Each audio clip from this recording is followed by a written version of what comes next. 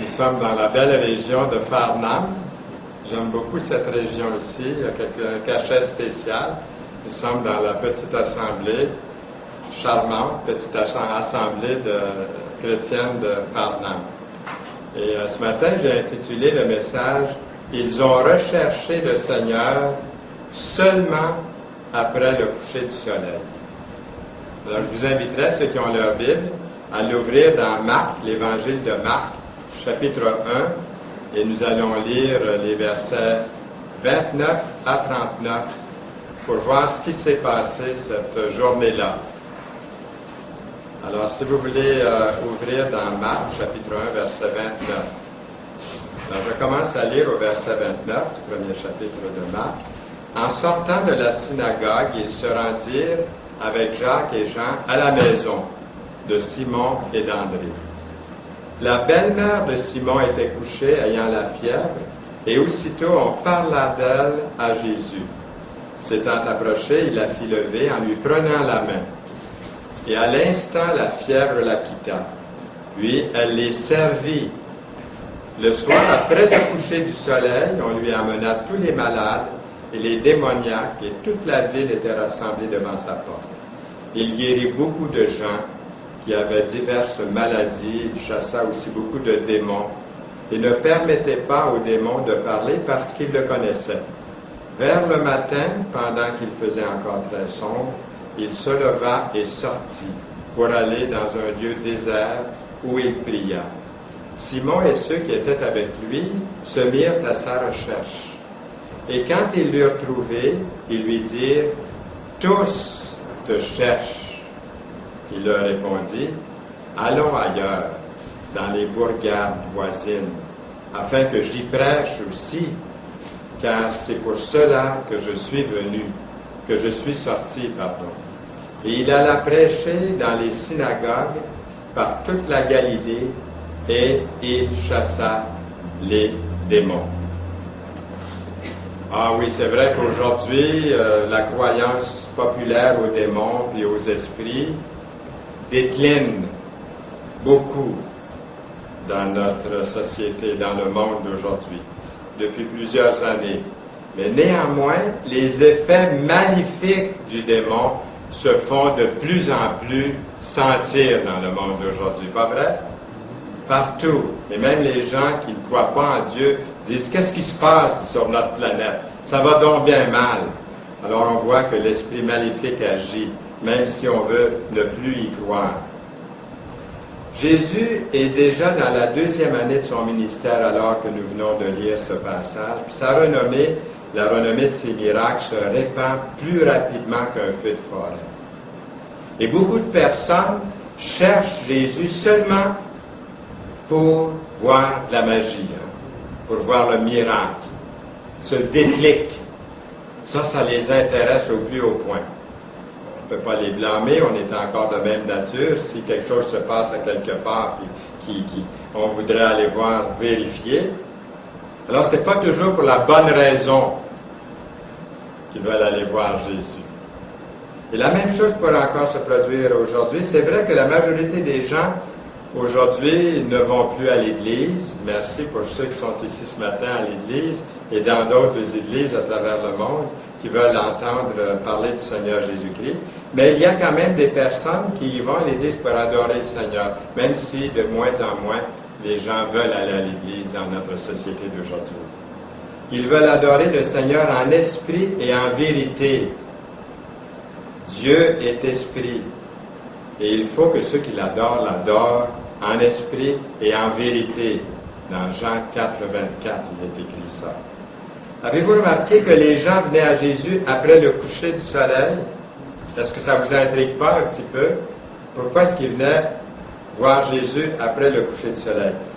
C'était parce que c'était à cause du jour du sabbat.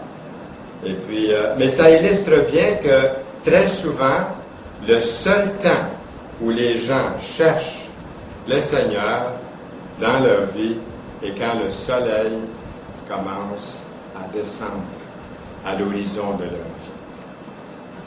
Ou quand le temps devient très sombre ou quand de gros nuages noirs et orageux viennent assombrir, c'est peut-être à ce moment-là le seul temps où les gens commencent à chercher le Seigneur.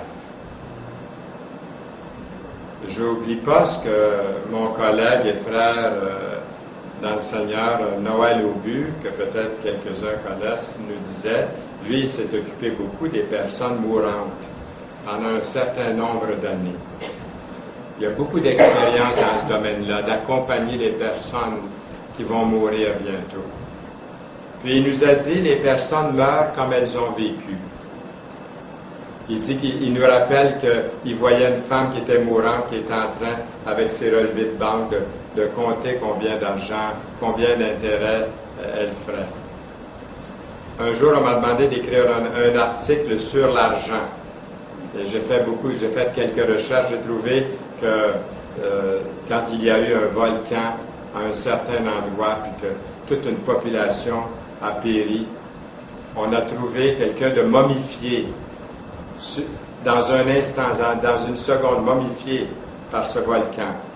La main tendue, couché par terre.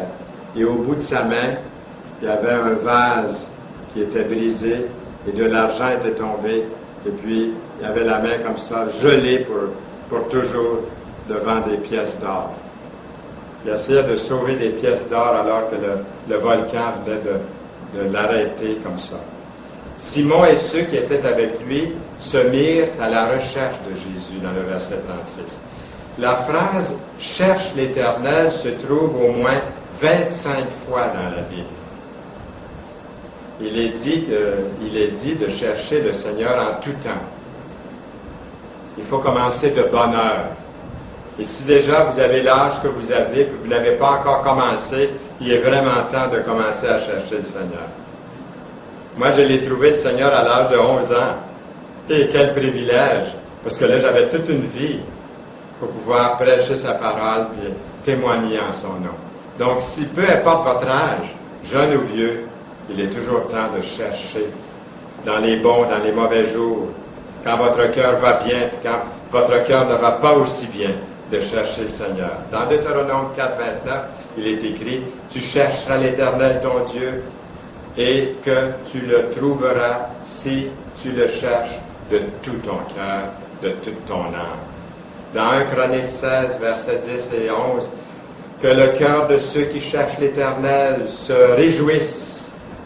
Ayez recours à l'Éternel et à son appui. Cherchez continuellement sa face. » Même une fois qu'on l'a trouvé, on continue à chercher sa face. Dans 2 Chroniques 20, 3 et 4, dans sa frayeur, Josaphat se disposa à chercher l'Éternel. Judas s'assembla pour invoquer l'Éternel et l'on vint de toutes les villes de Juda pour chercher l'Éternel. Dans Proverbe 28, 5, les hommes livrés au mal ne comprennent pas ce qui est juste, mais ceux qui cherchent l'Éternel comprennent tout. Oh, vous allez dire, quelle prétention! Pas du tout! Pouvez-vous trouver quelqu'un de mieux que l'Éternel, de plus grand, de plus puissant, de plus beau, de plus merveilleux? Quand vous l'avez trouvé, vous comprenez tout, tout est en lui, tout est là. Examinons d'un peu plus près ce qui est arrivé une fois le soleil couché. On voit une requête de prière. Verset 30, regardez. La belle-mère de Simon était couchée ayant la fièvre.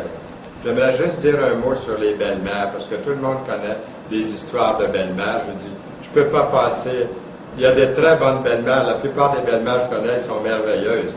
J'ai eu la meilleure belle-mère au monde, je pense, la maman de mon épouse Yolande. Mais personnellement, j'ai eu une bonne belle-mère, mais il y a un dicton qui dit « Regardez la mère et mariez la fille ». Alors, j'ai fait quelque chose de bien. Hein? J'ai regardé la mère, j'ai marié la fille. C'est un dicton. Nous connaissons tous des histoires de belle-mère. Est-ce que vous connaissez celle-ci? Adam et Ève étaient le couple le plus heureux et le plus chanceux de la terre. Ni l'un ni l'autre n'avait de belle-mère. Le rôle de belle-mère est semé d'embûches puis d'obstacles. C'est vrai, pauvre belle-mère. Dans son livre, il y a quelqu'un qui a intitulé un livre qui s'appelle « Nous les belles-mères ». C'est écrit par Christiane Collange. Elle est connue dans les écrivains. Elle est journaliste et écrivaine. Elle défend ces femmes trop souvent incomprises dans nos rapports avec nos belles-mères et avec nos gendres. Elle écrit « Il faut savoir agir comme si on marchait sur des œufs. Être à la fois présente sans être envahissante. » Elle continue d'écrire. C'est pas simple. Elle ajoute, il y a 30 ou 40 ans, la belle-mère avait un pouvoir social important. Le jugement des parents sur les relations de leurs enfants avait de l'importance. La belle-mère doit apprendre à lâcher prise, même si ce n'est pas facile. Elle continue d'écrire. Et elle ajoute, c'est indispensable. Il nous faut admettre que nous ne sommes plus essentiels l'un à l'autre. Au verset 30, nous lisons, la belle-mère de Simon était couchée, ayant la fièvre. Et regardez bien ce qui est écrit après. Et aussitôt, on parla d'elle à Jésus. C'est pas formidable, ça, de parler à Jésus d'une belle-mère? On voit que dans le plan de Dieu, même les belles-mères sont importantes. Puis c'est merveilleux, il va faire quelque chose pour cette belle-mère. Nous avons toujours besoin de se souvenir dans la prière de ceux qui sont malades, de ceux qui sont moins favorisés que nous, d'apporter des requêtes de prière. Lors des rencontres de prière, c'est bien, mais ce n'est pas très... Ce qui est très, très important, c'est de prier nous-mêmes pour ces personnes-là, pour ces requêtes. Jésus était proche des gens. Les personnes près de Jésus, telles que les disciples, ses disciples, se sentaient libres aussi de lui parler. Il était abordable. Aujourd'hui, il y a des pasteurs dans le monde qui ne sont pas abordables. Hein? Il faut prendre des rendez-vous, puis c'est très, très compliqué. Puis il faut passer par 3-4 pasteurs avant d'arriver à eux. Hein? Je peux comprendre peut-être dans les grandes églises, c'est comme ça. Mais Jésus, qui était vraiment le Fils de Dieu qui était sur terre, il était accessible.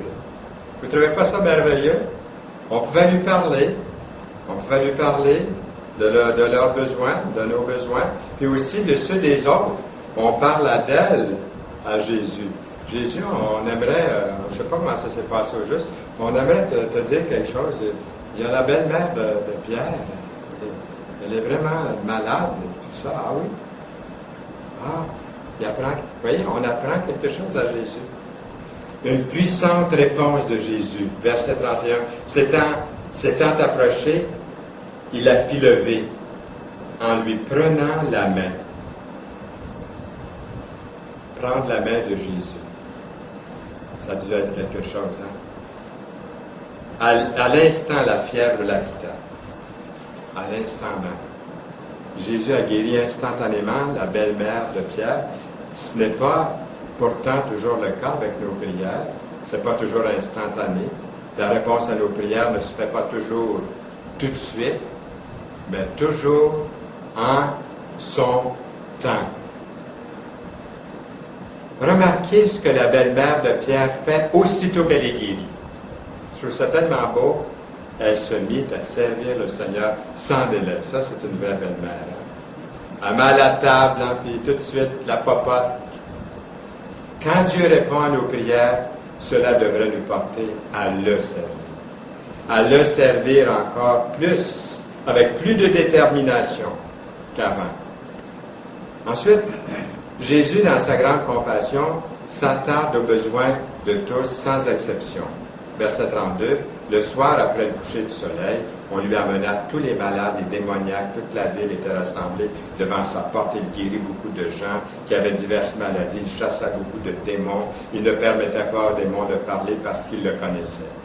Bien que Jésus ne soit pas venu seulement pour guérir les gens physiquement, il a souvent été quand même d'un grand recours pour les multitudes. Il a souvent laissé partiellement de côté ses prédications, ses enseignements, seulement pour aider les gens malades, en difficulté. Physiquement, là, C'est beau ça aussi de remarquer ça. Il était venu pas uniquement pour ça, mais il l'a fait. Ça démontre la merveilleuse compassion du Seigneur Jésus-Christ pour les gens, bien que sa compassion principale était quoi? Pour les gens. Les sauver, leur donner la vie éternelle. C'est beau la guérison du corps, mais d'être perdu pour l'éternité, qu'est-ce que ça donne? Voyant la foule, il fut ému de compassion pour elle. Jésus n'a pas visité seulement les grandes villes, vous avez vu, dans un petit village pauvre, obscur, les âmes des personnes simples et pauvres dans ce monde sont aussi précieuses pour le Seigneur Jésus-Christ et doivent donc l'être pour nous aussi que les âmes de celles qui sont importantes dans notre société. J'ai connu il y a très longtemps un homme qui était venu dans la province de Québec, puis il disait que son ministère, lui, c'était seulement pour les gens nobles, les gens du gouvernement, les docteurs, les avocats. Il voulait commencer une église composée seulement de nobles. Il était dans la ville de Québec, et puis il a commencé à contacter ces gens-là. Au bout d'à peu près un an et demi, il était parti du Québec. C'était pas convertissable, apparemment, cette couche de la société. Pourtant, on sait qu'il y en a qui se convertissent parmi les nobles. Très peu peut-être, mais il y en a. Alors, il faut rejoindre tout le monde. Peu importe, riche ou pauvre, noble ou simple. Du temps du Seigneur, il y avait des sacrificateurs, il y avait des lévites, il y avait des scribes sur tout le territoire. Mais eux, il n'y avait pas vraiment à cœur les âmes perdues. C'est pourquoi le Seigneur Jésus avait compassion du peuple, des gens du peuple, qui étaient comme des brebis qui n'ont pas de berger, au verset 34, chapitre 6 de Marc. Aujourd'hui, plus que jamais, encore de vastes multitudes sont comme des brebis dans notre monde, n'ayant pas de berger. Nous devons avoir, nous aussi, chercher à avoir de la compassion pour eux. C'est pas toujours facile parce qu'ils sont indifférents, des fois ils sont rebelles, ils sont blessants lorsqu'on veut leur apporter la parole. Mais ce sont des brebis quand même, sans berger. Comme le Seigneur l'a demandé, prions au moins pour que beaucoup puissent amener des âmes au Seigneur Jésus-Christ. Le plus grand obstacle, c'est peut-être aujourd'hui dans notre société l'indifférence. Les gens sont habitués à tout. Puis ils prennent tout avec un grain de sel. Hein? Ils sont sollicités par la publicité de gauche à droite. Ils entendent l'Évangile, pour eux, c'est du pareil au même. Donc, prions le Seigneur qu'on puisse briser ces barrières qui sont peut-être plus difficiles à briser de nos jours qu'autrefois. Une pratique indispensable au verset 35, vers le matin, pendant qu'il faisait encore sombre, il se leva et sortit pour aller dans un lieu désert où il pria. Simon et ceux qui étaient avec lui se mirent à sa recherche. La façon de réagir du Seigneur devant le stress et comment il a pu maintenir sa force et sa vitalité spirituelle était quelque chose qu'il a pratiqué dans des périodes d'intense activité, mais aussi dans des moments de repos. Qu'est-ce qu'on voit? Nous devrions débuter nos journées étant conscients de la présence du Seigneur. Nous devrions prendre ces instants pour prier. Nous devrions choisir un endroit aussi, un endroit régulier. Quand on a un lieu, on prend l'habitude d'aller là. Il sortit pour aller dans un lieu désert. Verset 35.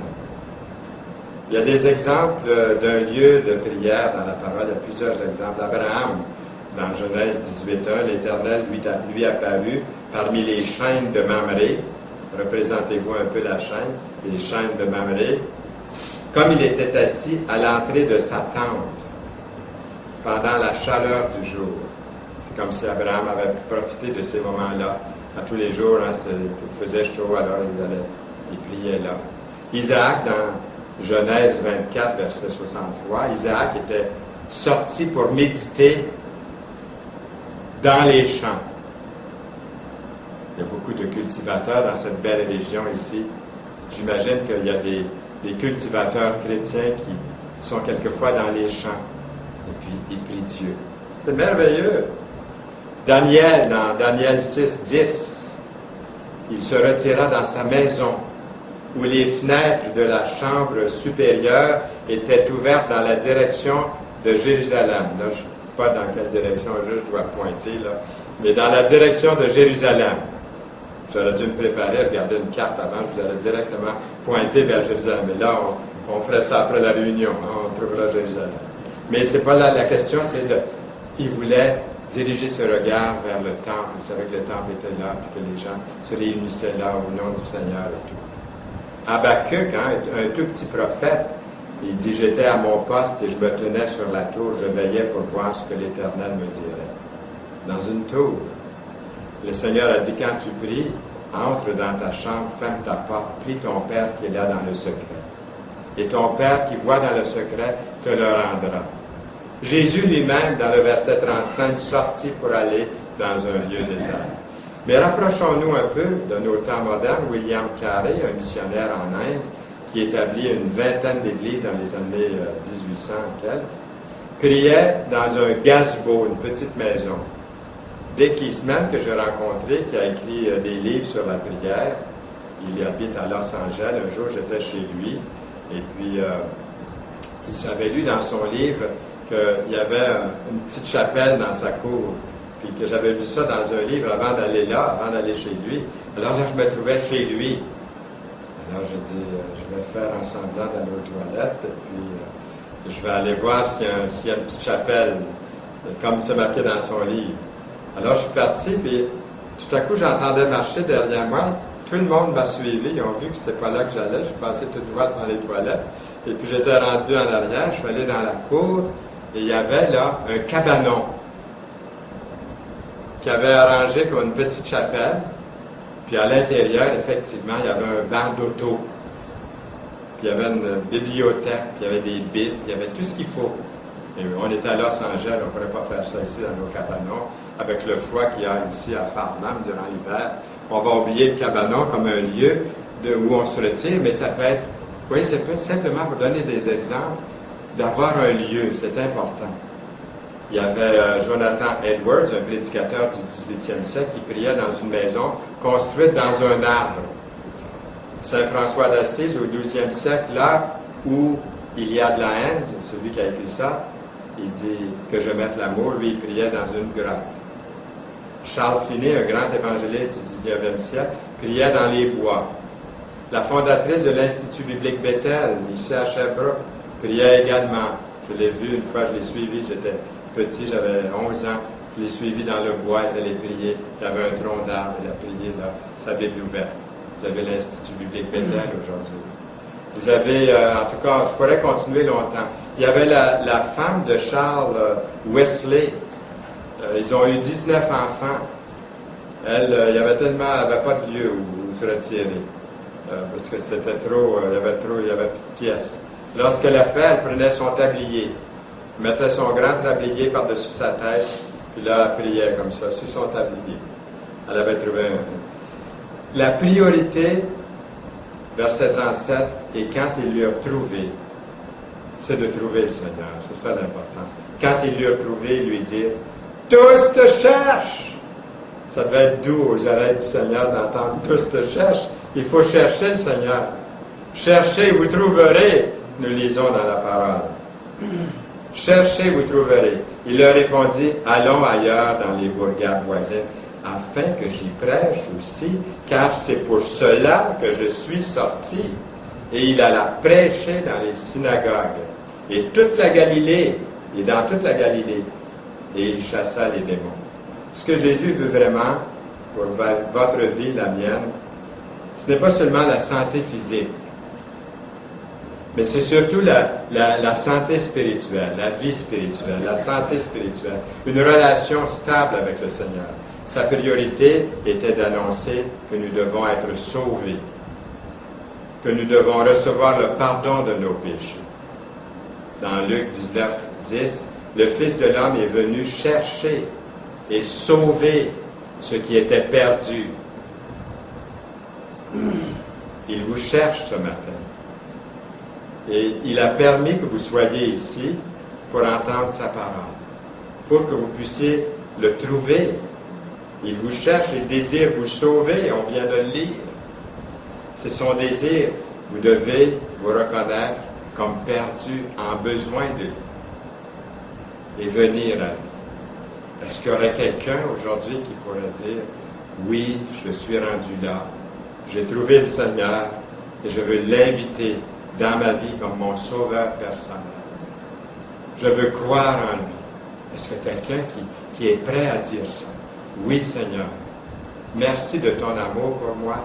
Merci d'avoir pris ma place de jugement à la croix du Calvaire afin que je sois purifié et lavé de tous mes péchés.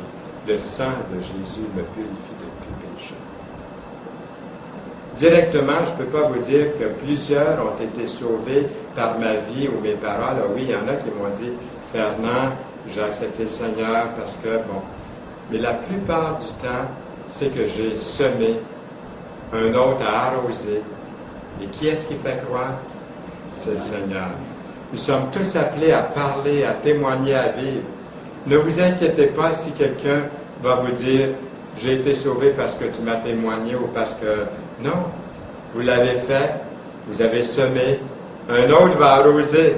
Peut-être je suis en train d'arroser là, mais qui est-ce qui fait croître, qui fait pousser cette semence qui a été mise dans le cœur?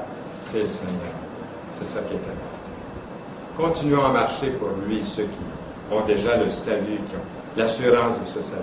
Et si vous n'avez pas l'assurance de votre salut, s'il y a quelqu'un qui n'a pas encore fait la paix avec Dieu par Jésus, faites-le maintenant et dites-le tout de suite. Le dire, c'est de le confesser. C'est important, lorsqu'on a accepté Jésus, de le dire, de le témoigner. Amen. Amen. Seigneur, nous voulons te remercier pour ta bénédiction que tu veux, que tu désires répandre sur chacun de nous, que tu répands pour celui qui est réceptif à cette parole. Seigneur, nous te prions pour ceux et celles qui voudraient venir à toi, qui n'ont pas encore l'assurance. Nous te prions pour ceux qui ont l'assurance de leur salut, qui désirent marcher à tous les instants de ce jour, de cette nouvelle semaine qui est devant nous, à la gloire de ton Seigneur. Amen. Amen.